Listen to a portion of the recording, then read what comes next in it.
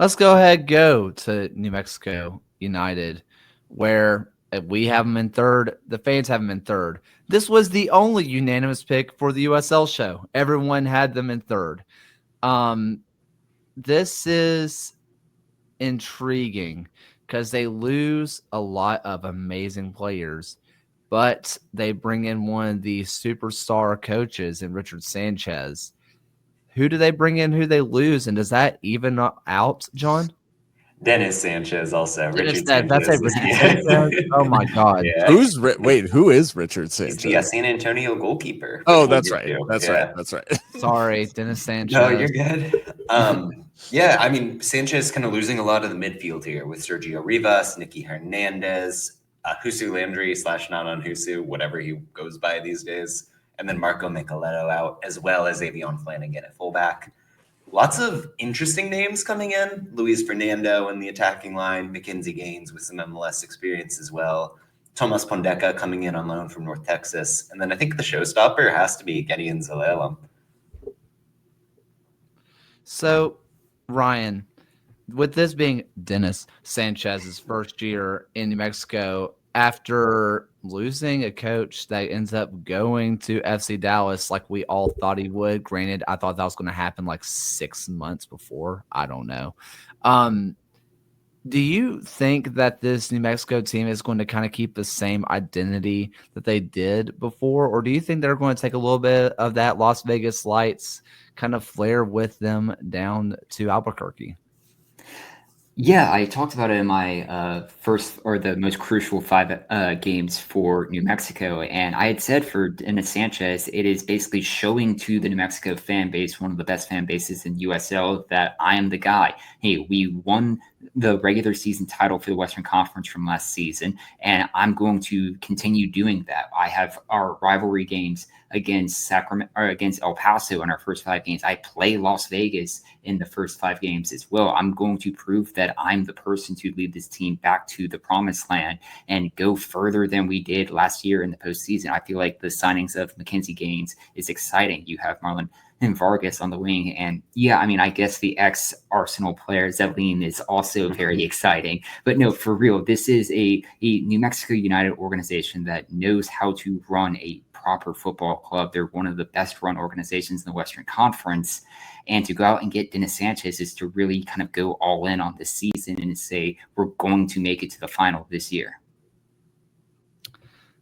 You know, Phil, obviously there's a couple more signings that are allegedly still to be made, especially appointing that right back position, apparently, where Will Seymour has been in the league for a long time, like a really long time. If people don't remember, if I have this right in my head, like Will Seymour was the guy that was beating out Alphonso Davies at Vancouver. He was the reason that Davies wasn't playing, which always interesting to see that kind of lineage to go through.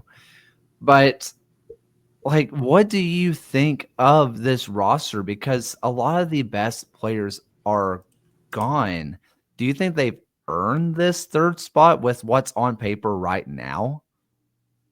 It's really weird. I would say my vote, putting them as high as I did, is as much a vote of confidence in Dennis Sanchez managing this as it is the names on the page. I would say this is maybe the opposite of Lexington, where I'm the names to me actually don't add up to a top 4 team in the West. When you look across, you're there are some really talented players here. Don't get me wrong. I'm not trying to rag on them. I just mean that we have a lot of players that were fine, and good performers, solid performers.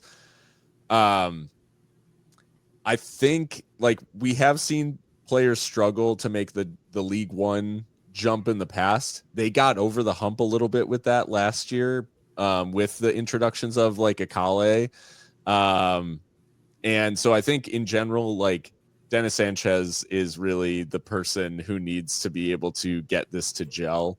There is a thing from last year where they sort of overperformed, winning the West, and I think they'll have to continue that overperformance a bit to end up in this place. The thing is if anyone's going to get that overperformance, it feels like it would be Sanchez. So yeah, it'll be interesting to see how it all works. I think the concern from me as a not as a New Mexico fan, obviously, but just if I were a New Mexico fan, my concern is at the number 9, because Hurst like has his like moments.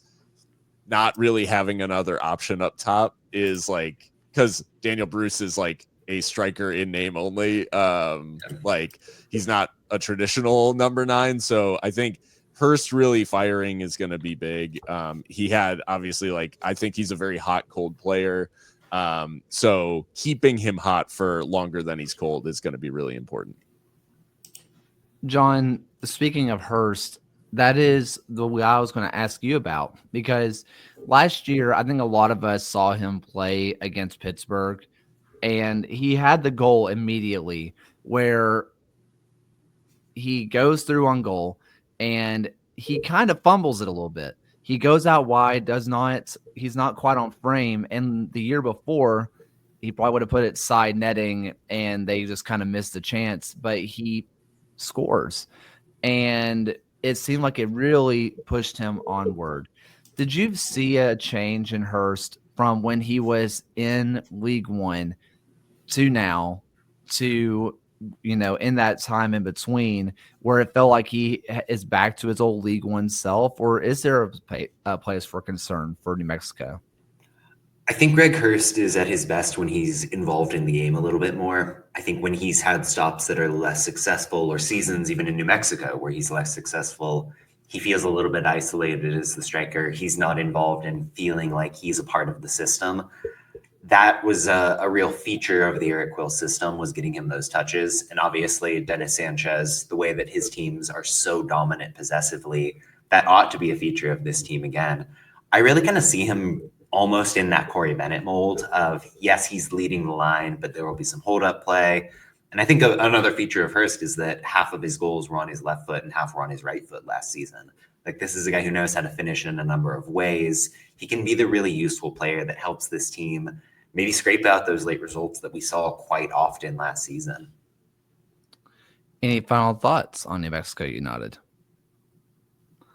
Makwele Akali is the truth. That's my final thought.